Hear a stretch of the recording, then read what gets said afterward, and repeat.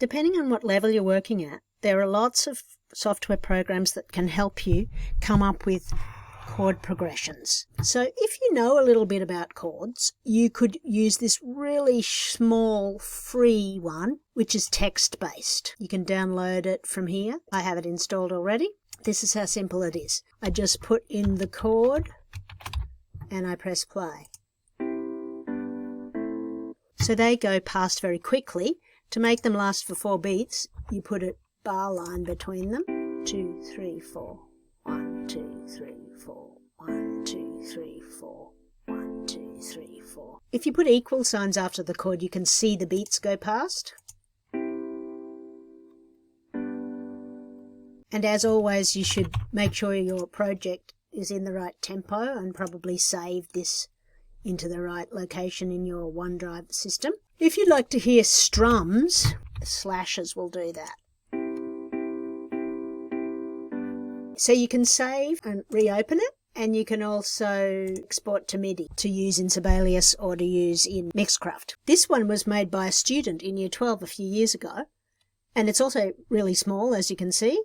So if I double click this, it will open and I can just play the chords, see what they look like in treble clef in root position. You could get into a bit of trouble using this one because you could make really weird choices. So you'd need to know the chords in the key you're actually using. It doesn't export though, but it's quick, small and works straight away. If it doesn't work for you, it's because you don't have Flash Player installed. So talk to me if this one works really well, but it doesn't have sound. So you need to know sort of what you're doing. You can read these directions. And in Year 9 at least, you should know these. Basically, you start on one and you go from blue to green. Where can I go? Anywhere that's green. Now where can I go? Anywhere that's green. And if I think I like that, I can copy it down. Next one. This is also much more advanced, but also a little bit easier to use. And it can export what you make. So that's particularly useful because you can use it in other programs. So with this one, it shows you in bold across the middle the chords of C major, and then some possible other types of chords that are suitable in pop rock compositions. If you don't want to work in C major, you can change the scale up here. You can even work in modes. So the simple method if you're in grade 9 would be just to drag down your chords. In the style menu, you can check the tempo, which is defaulting to 100, which is pretty good, but also there's a whole pile of different accompaniment styles.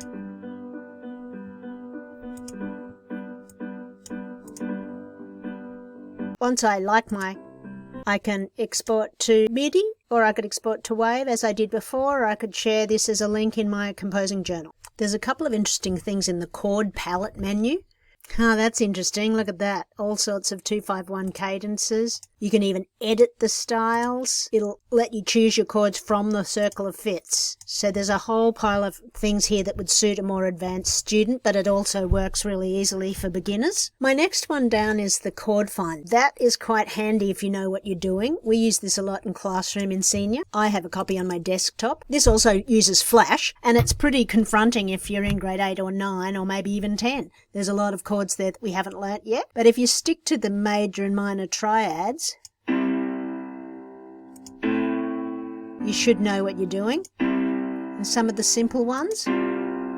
So this is quite advanced, and it doesn't export. It's just for playing around and thinking about what you want. Once you came up with a plan, you'd need to write it down and make it in some other program, but it's still good. I recommend this program for the grade 9 term 4 rock song assignment, but if you're in another grade, you could use one of the simpler or more complex ones. This is really great because it has beautiful sounds. So what you have to do is follow these instructions, which you can do yourself, but I already have the Flash Player program installed on my desktop, and because I've used Jam Studio before, I've already got the link, but it's pretty easy to use once you've got it going. So in this program, it's quite good because you choose your key at the start and you also choose your tempo, and then you can just click on the chords you want and then you can have a listen to them.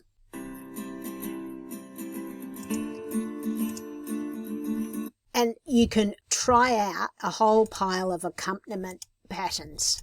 They all sound different.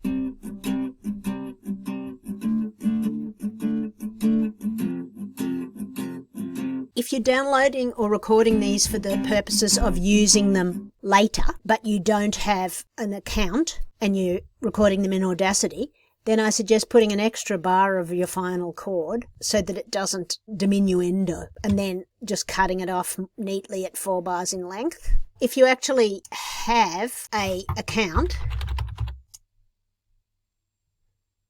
and you can get an all-access pass, you can save things in the program and then you can export them to MP3 by pressing OK, copying that link and then going into Chrome, pasting that in there, and it will download what you just made in your downloads folder.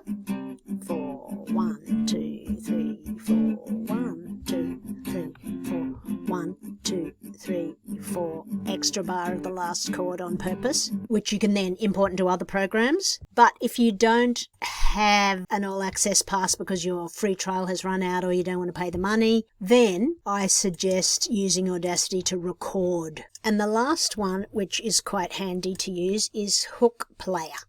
So we used to have a subscription to this, but now we don't. So you'll still need to use Audacity to record it if you want to save your work. But it's quite good for drafting as well. Pop onto here, the HookPad program. You do have to sign up for this, but I think you can get a free trial, and even once it's expired, you can still use it. It's just that you can't export your work. But what I find it particularly handy for is drafting. And why I like it more than some of the other programs is that you can choose the length of the chord, so you can have chords that only last for 2 beats, and then you can have one that lasts for 4 beats, and then you could have one that lasts for 2 bars. That's sort of handy. You can also do a loop play, which is also quite handy.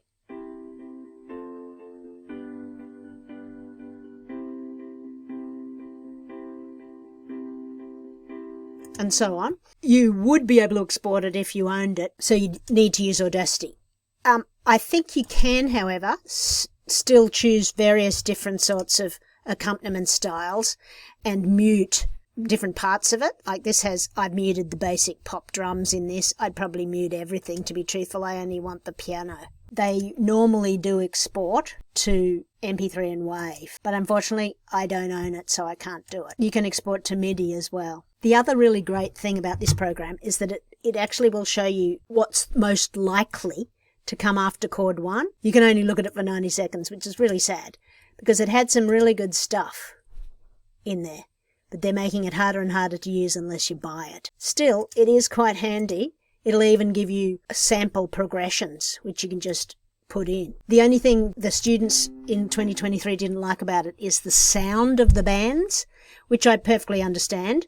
So I'd be more likely to just use it for drafting chord patterns, not use it for exporting audio. I'm not sure how long the free trial lasts, but it could be handy for some people. So that's pretty much it, from easy to more advanced.